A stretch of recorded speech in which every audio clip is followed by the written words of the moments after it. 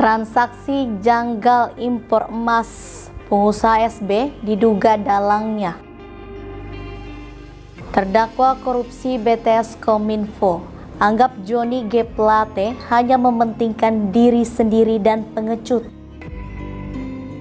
Awal mula Selin Evangelista diduga ikut terseret kasus korupsi tambang di Sulawesi Tenggara.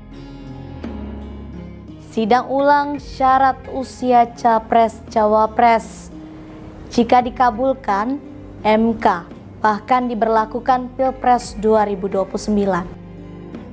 Vonis Media akan membahas sejumlah pemberitaan selama sepekan ini, di mana berita yang kami sajikan berskala lokal, nasional, dan internasional.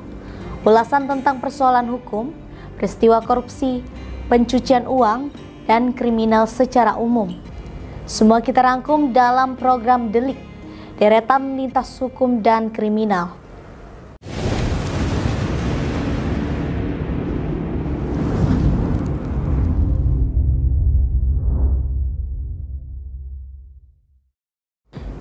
Dugaan transaksi janggal senilai 349 triliun rupiah di Kementerian Keuangan kini mulai terungkap. Menteri Koordinator Bidang Politik, Hukum, dan Keamanan, sekaligus Ketua Komite Kesatuan Tugas Tindak Pidana Pencucian Uang (TPPU), Mahfud MD menyatakan, saat ini ada kasus transaksi janggal sebesar 198 triliun yang sudah naik ke penyidikan. Kasus ini melibatkan 3 entitas yang berada di bawah naungan sosok pengusaha berinisial SB yang bekerja sama dengan perusahaan di luar negeri.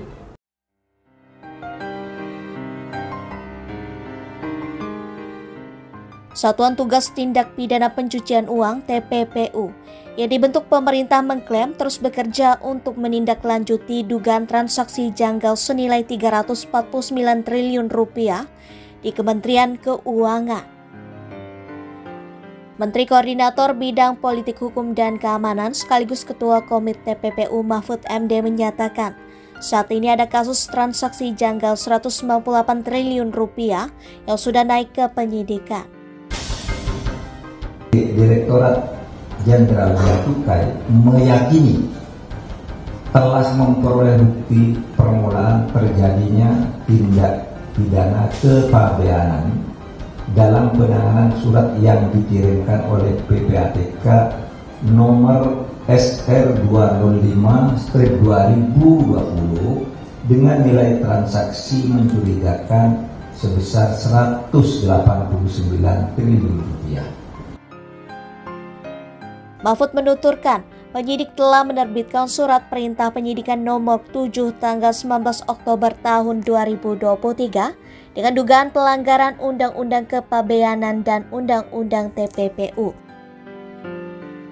Kasus ini adalah bagian dari transaksi mencurigakan senilai 349 triliun rupiah yang terungkap dari laporan hasil analisis dan laporan hasil pemeriksaan Pusat Pelaporan dan Analisis Transaksi Keuangan PPATK. Ia menjelaskan, kasus ini melibatkan 3 entitas yang berada di bawah naungan sosok pengusaha berinisial SB yang bekerja sama dengan perusahaan di luar negeri. Ditemukan fakta pemalsuan data kepabeanan yang menyebabkan hilangnya pungutan pajak penghasilan sesuai pasal 22 atas emas batangan ekspor seberat 3,5 ton. Mahfud menjelaskan modus kejahatan ini adalah mengondisikan seolah-olah emas batangan yang diimpor telah diolah menjadi perhiasan dan seluruhnya telah diekspor.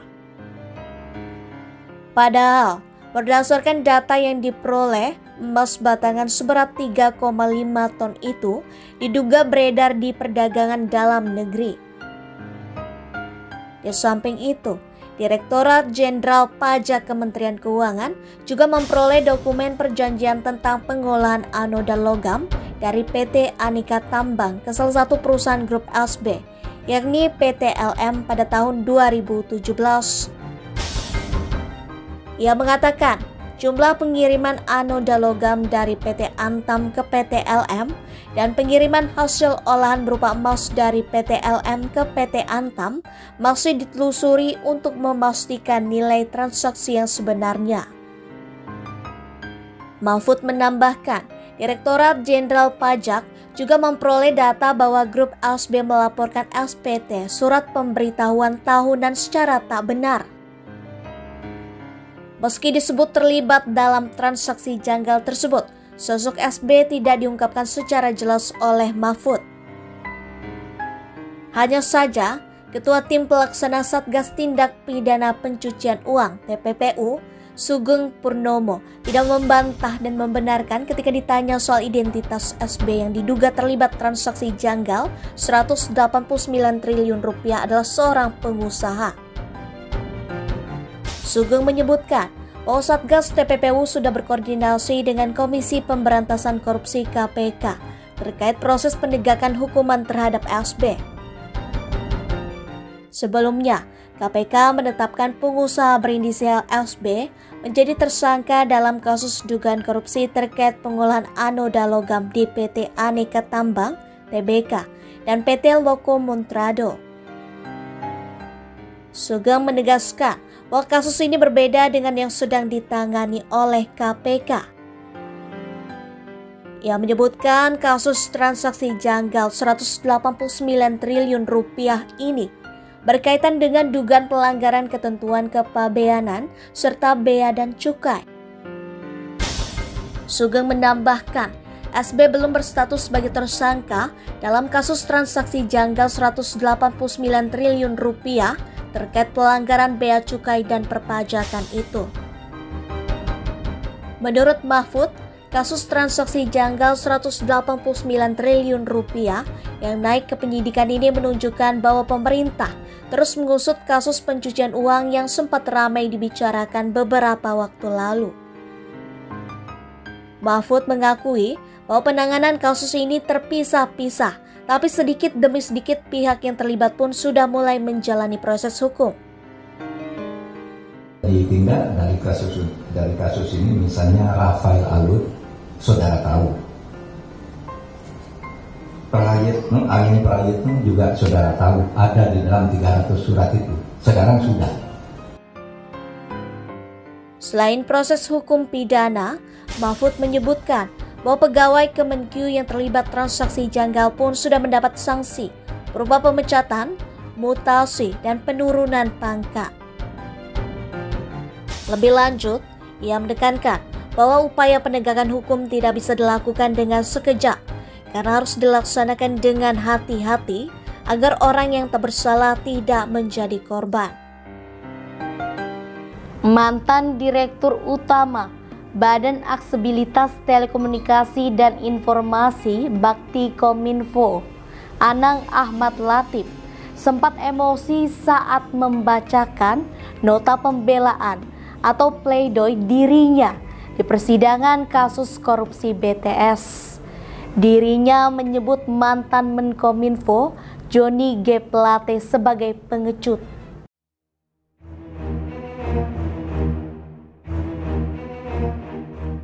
Persidangan kasus korupsi proyek BTS Kominfo masih terus bergulir. Mantan Direktur Utama Badan Aksesibilitas Telekomunikasi dan Informasi Bakti Kominfo, Anang Ahmad Latif, sempat emosi saat membacakan nota pembelaan atau pledoi dirinya di kasus korupsi BTS. Dia menyebut mantan Menkominfo Johnny G. Plate sebagai pengecut. Hal itu disampaikan Anang saat membacakan pledoi atas tuntutan 18 tahun penjara dalam kasus korupsi BTS di Pengadilan Tipikor Jakarta Pusat, Rabu 1 November 2023. Anang awalnya mengaku salah menilai Johnny G. Plate.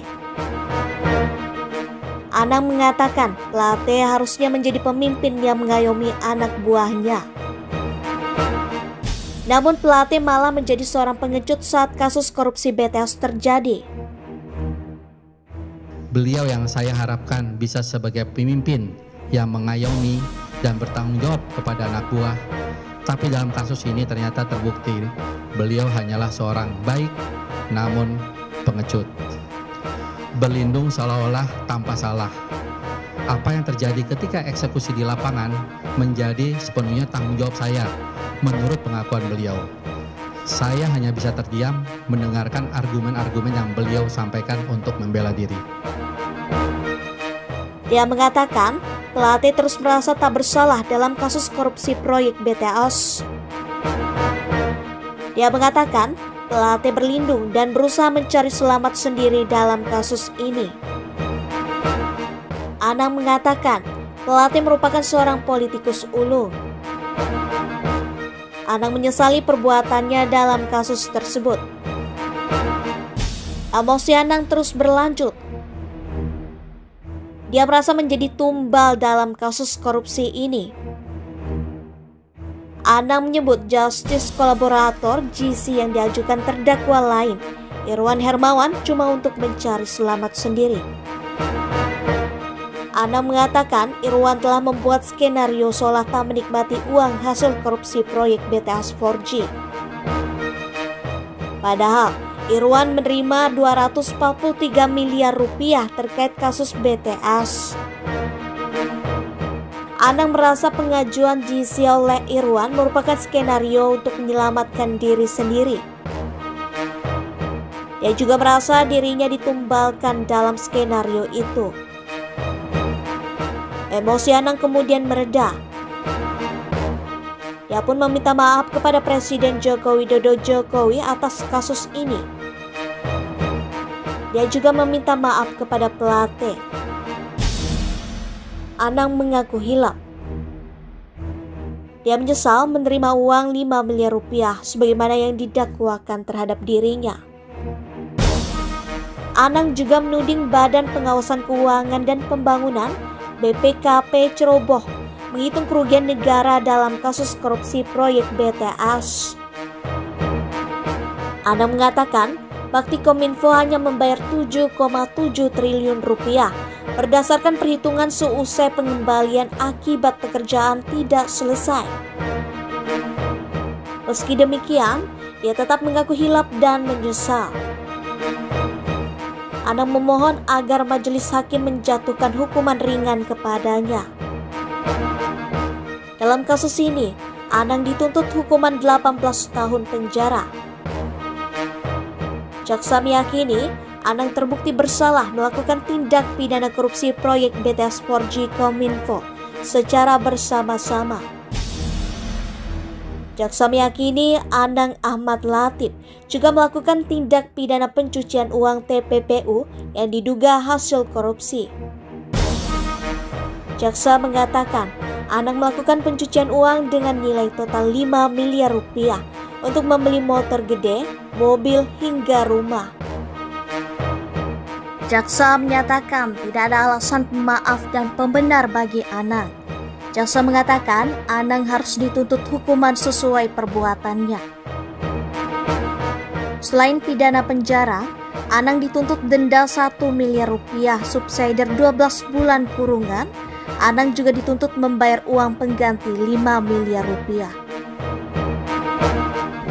Kasus dugaan tindak pidana korupsi tambang PT Antam Blok Mandiodo, Konawe Utara, Sulawesi Tenggara menyeret artis cantik Selin Evangelista dalam sidang.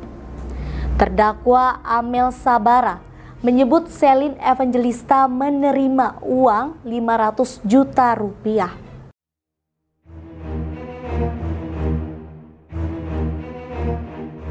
Artis cantik Selin Evangelista terseret kasus korupsi di Sulawesi Tenggara dengan terdakwa Amelia Sabara.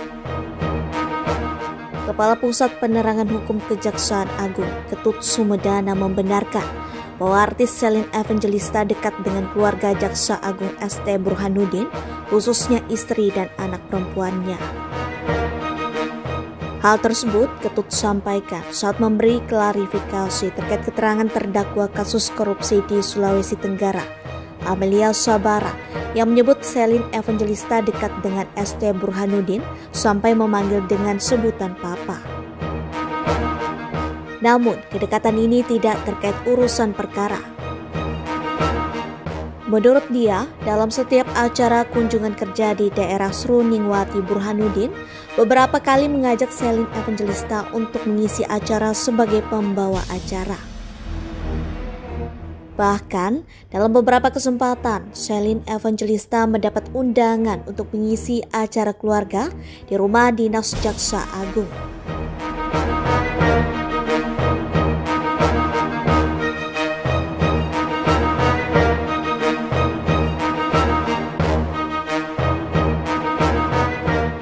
Ketut menyebut Selin Evangelista juga pernah mengisi acara sebagai pembawa acara di acara Persaja Charity Concert yang dihadiri oleh Jaksa Agung. Pihak Kejagung turut menyebarkan foto-foto kedekatan antara istri Jaksa Agung dan Selin Evangelista.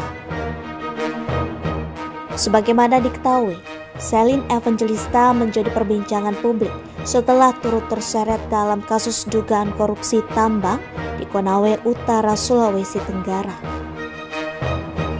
Mulanya, nama Selin Evangelista disebut oleh salah satu terdakwa di persidangan. Menurut terdakwa, Selin Evangelista menerima uang 500 juta rupiah lantaran artis ini disebut memiliki kedekatan dengan petinggi kejaksaan. Dalam sidang perintangan, penyidikan kasus dugaan tindak pidana korupsi tambang PT Antam Blok Mandiono Konawe Utara, Sulawesi Tenggara digelar di Pengadilan Negeri PN Kendari Rabu 18 Oktober 2023. Terungkap dugaan keterlibatan Selin Evangelista ini. Saat itu, dalam sidang untuk terdakwa Amel Sabara AS, Jaksa Penuntut Umum JPU menghadirkan 4 saksi yaitu 3 penyidik Kejati Sultra dan istri Andi Andriansyah AA selaku tersangka kasus korupsi tambang. Terdakwa A mengatakan uang yang dia terima dari istri AA tak dinikmati sendiri, melainkan juga diberikan kepada perwira polisi berinisial Kompol OC dan Selin Evangelista masing-masing 500 juta rupiah.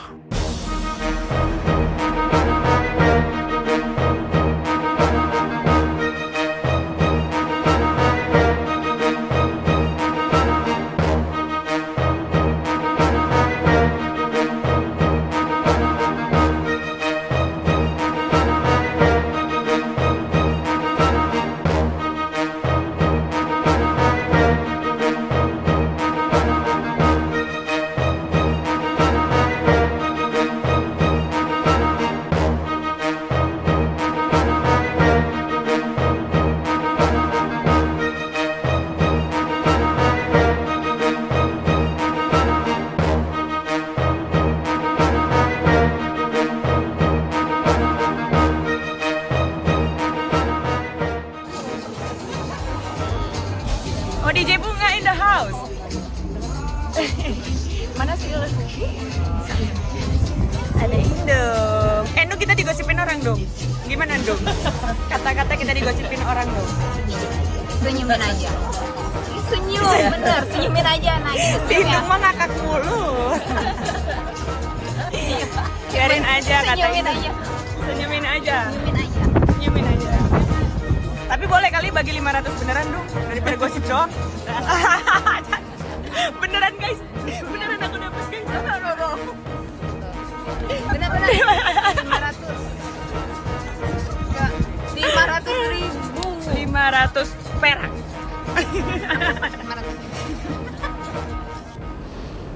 Gubernur yang belum berusia 40 tahun yang bisa maju sebagai capres-cawapres dan tidak berlaku untuk kepala daerah di bawah level gubernur. Itulah gugatan baru yang diajukan oleh mahasiswa Fakultas Hukum Universitas Nahdlatul Ulama Indonesia, Brahma Aryana, kepada Mahkamah Konstitusi.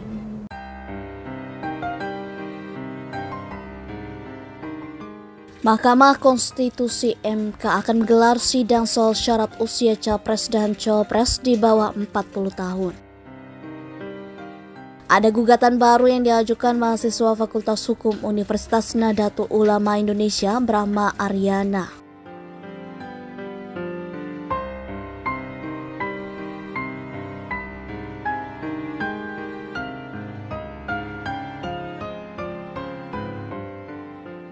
Brahma memberikan kuasa kepada Victor Santoso Tandiasa dan Harseto Satyadiraja.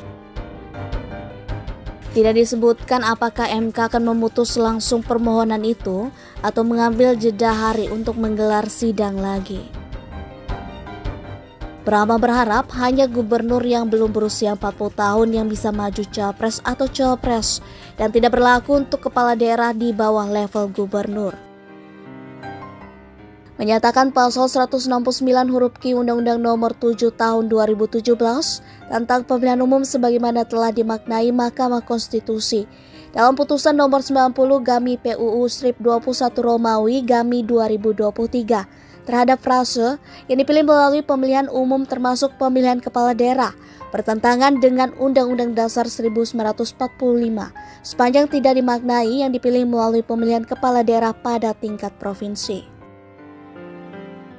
Kami selaku kuasa hukum dan pemohon prinsipal Brahma Aryana mengajukan permohonan pengujian pasal 169 huruf Q Undang-Undang Nomor 7 Tahun 2017 tentang pemilihan umum sebagaimana telah dimaknai oleh Mahkamah Konstitusi dalam putusan nomor 90 Tahun 2023 terhadap Undang-Undang Dasar 1945. Terhadap permohonan ini kami nilai pasal 169 huruf Q Undang-Undang Pemilu sebagaimana telah dimaknai dengan putusan 90 tahun 2023 bertentangan secara bersyarat dengan pasal 1 ayat 3 dan pasal 28 ayat 1 Undang-Undang Dasar 1945. Sehingga bunyi selengkapnya berusia paling rendah 40 tahun atau sedang menduduki jabatan yang dipilih melalui pemilihan kepala daerah pada tingkat provinsi. Salah satu alasan pengajuan gugatan itu adalah latar belakang putusan MK yang membuat pro kontra. Ia menilai terdapat persoalan konstitusionalitas pada frasa yang dipilih melalui pemilihan umum termasuk pemilihan kepala daerah, di mana tidak terdapat kepastian hukum pada tingkat jabatan apa yang dimaksud pemilihan umum dan pemilihan kepala daerah. Sehingga timbul pertanyaan, apakah hanya pada pemilihan kepala daerah tingkat provinsi saja? Atau juga pada pemilihan kepala daerah tingkat kabupaten atau kota? Atau pada pemilihan kepala daerah tingkat provinsi maupun kabupaten kota? Demikian pula pada pemilu pada pemilihan DPR saja? Atau pada tingkat DPRD tingkat provinsi saja? Atau kabupaten atau kota saja? Atau pada kesemua tingkatannya yakni DPR, DPD, DPRD provinsi dan kabupaten atau kota.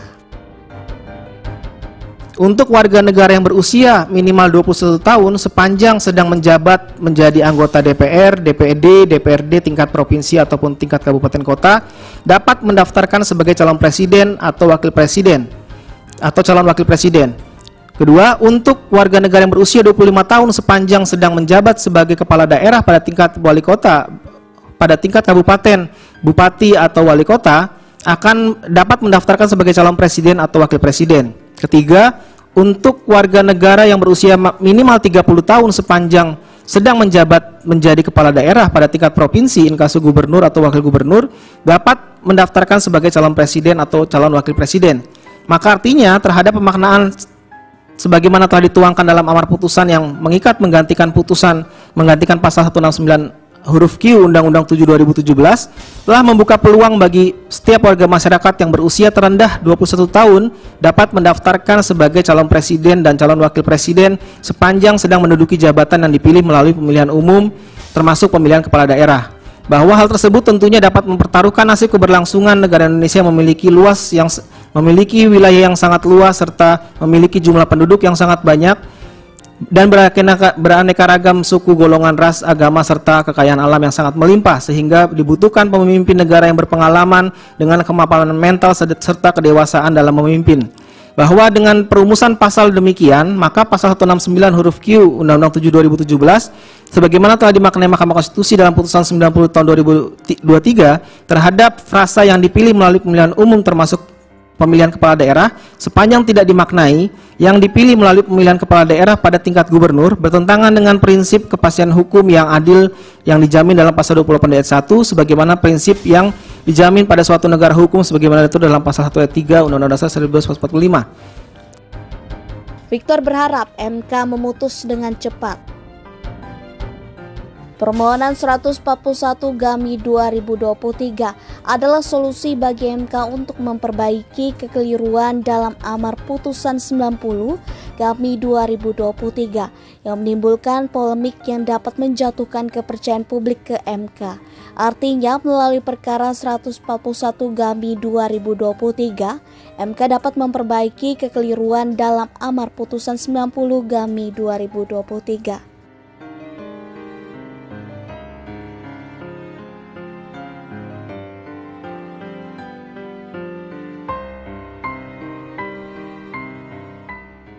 Kalau misalnya kami dapat melakukan perbaikan dalam waktu cepat misalnya mulia, kami rencana akan memasukkan pada besok pagi. Apakah ini kemudian dapat dilakukan putusan secara cepat? Karena gini yang mulia, karena memang sebenarnya tujuan kami kan ingin mendapatkan satu kepastian hukum yang saat ini sedang menjadi polemik di masyarakat, di mana legitimasi pemilu ini akan dipertanyakan terkait dengan adanya sanksi etik yang kemarin. Silakan nanti jalankan saja secara normal, artinya kalau memang bisa lebih cepat mau diserahkan naskah perbaikannya ya silahkan, tapi kami tidak akan terdikte oleh itu, artinya ada persoalan-persoalan kepanitraan yang secara itu perkara yang lain sudah seperti bahan berjalan kan, tidak kemudian bisa, tapi silahkan saja dan apa yang Anda inginkan, maksudnya supaya juga dipertimbangkan tentang percepatan itu kan. Iya, karena urgensinya yang mulia. Nanti akan kami sampaikan kepada hakim-hakim juga yang lain. Iya, baik yang mulia. Oke. Ada lagi? Izin yang mulia. Iya. Apa lagi? Ada satu lagi yang mulia. Jangan substansi ya. Iya, yang apa? Tadi yang mulia sempat nyinggung akan disampaikan kepada hakim-hakim yang lain. Saya ingin mastiin aja bahwa di putusan MK nomor 2 tahun 2003 kemarin MK membenarkan bahwa dalam perkara ini kami ingin memastikan aja bahwa tidak diperiksa oleh salah satu hakim inkasu yang mulia Profesor Dr. Anwar Usman yang mulia. Kan sudah ada amar putusan MK seperti itu. Ya, yang mulia. Hanya ingin memastikan aja. Baik, nanti akan kami sampaikan juga kepada rapat musyawarah hakim tentang itu. Terima kasih yang mulia. Cukup ya? Cukup yang mulia. Jadi Mahkamah memberi kesempatan untuk perbaikan sampai hari Selasa tanggal 21 November tahun 2023. Itu tadi informasi penting dan menarik selama sepekan dalam program Delik, Deretan Lintas Hukum dan Kriminal. Anda bisa mengakses berita lainnya di web kami di vonis.id dan di channel YouTube Vonis Media. Jangan lupa untuk komen, share, like, dan subscribe channel kami. Kami undur diri, sampai jumpa di minggu depan.